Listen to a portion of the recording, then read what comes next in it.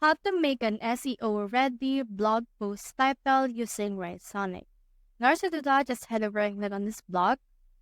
And then once you have done that, just head over and click on this blog post title. Now for this one, just put in here your blog post topic. Like for example, let's put in here eggshell as toothpaste. So this is just random. And then once you have done this, let's click on next right here. And then you can put in your target audience. So for example, let's put in here dentists and environmentalists. And then once you have inputted in here everything, just click on next.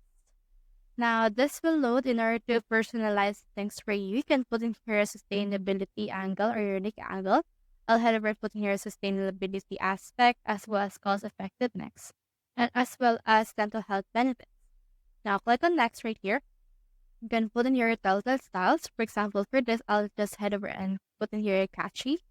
Now click on generate right here. And then this will generate titles for you. So for this case, let's just wait until this generates titles. So you can see this right here.